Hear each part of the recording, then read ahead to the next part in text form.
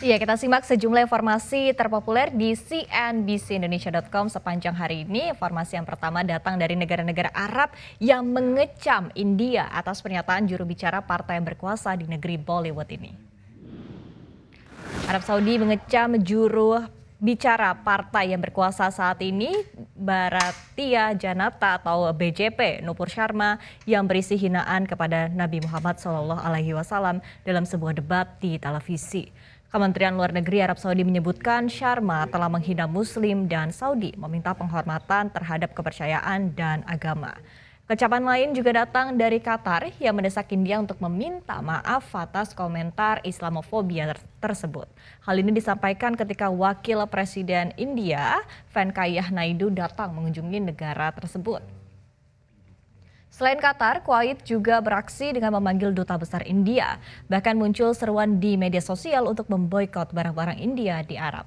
Kutukan akan komentar ini juga datang dari Organisasi Kerjasama Islam atau OKI yang berbasis di Jeddah, Arab Saudi. Sementara dalam update terbaru, Sharma mencuitkan komentar di akun Twitter yang menyebutkan dirinya menarik pernyataan tanpa syarat jika dianggap menyebabkan ketidaknyamanan atau menyakiti agama apapun.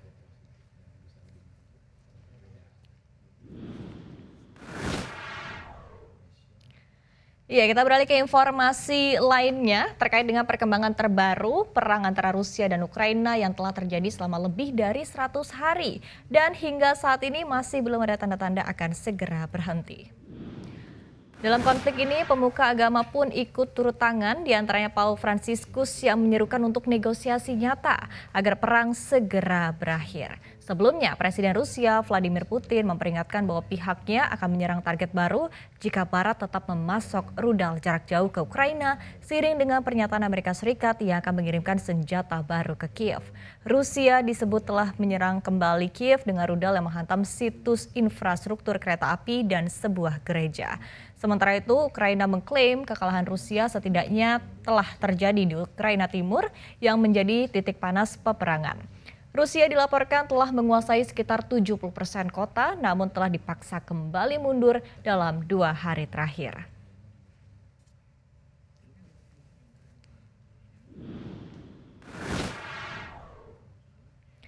Ya, kita beralih ke informasi dari dalam negeri, di mana informasi otomotif tampaknya masih menarik perhatian para pembaca cnbcindonesia.com. Di antaranya terkait dengan pasar mobil Indonesia pada bulan Juni yang diramaikan oleh 2 pendatang baru, keluaran Hyundai dan Suzuki.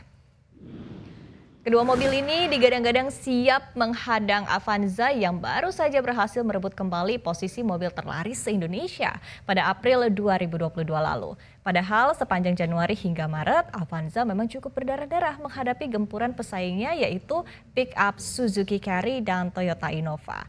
Nah, kini kedua pesaing barunya ialah Suzuki R3 Hybrid dan Hyundai Stargazer. Secara spek, Suzuki R3 Hybrid dikabarkan menyodorkan fitur canggih seperti engine auto stop, gear shift indicator, cruise control, ESP, serta HCC. Dibanderol dengan harga di bawah 300 juta rupiah, mobil ini dikabarkan akan menyasar segmen low MPV yang telah lebih dahulu dikuasai oleh Avanza dan Xpander. Sementara meski Hyundai belum resmi memperkenalkan Stargazer, mobil jenis ini juga disebut akan merebut pasar low MPV. Adapun mobil ini akan hadir dengan penyegaran fitur integratif Hyundai Smart Sense.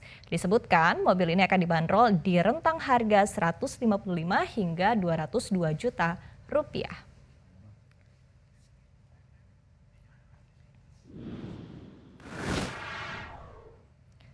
Ya, di informasi terakhir terkait dengan kabar duka hilangnya Emeril Khan Bumstad atau anak Gubernur Jawa Barat Ridwan Kamil di Sungai Aresuis. Usai ucapkan bela sungkawa, Presiden Joko Widodo tetap memberikan perintah khusus untuk terus melakukan pencarian terhadap Eril. Meski pihak keluarga telah menyatakan Eril, sapaan akrab Emeril meninggal dunia, namun Presiden Joko Widodo tetap memerintahkan Kementerian Luar Negeri untuk terus membantu pencarian secara maksimal. Sebelumnya, Jokowi telah menyampaikan ucapan bela sungkawa melalui postingan resminya di sosial media Instagram. Dalam unggahannya, Jokowi sebutkan tidak dapat membayangkan betapa berat perasaan yang harus dipikul oleh Kang Emil dan istrinya dalam menghadapi peristiwa ini. Ia pun sebutkan ketabahan dan ketegaran pasangan ini dalam menghadapi musibah dapat menjadi teladan bagi semua orang. Sementara KBRI Bern telah menyampaikan update baru terkait pencarian Eril. Dari keterangan polisi, pencarian telah mencakup 29 km wilayah Sungai Are, namun belum membuahkan hasil.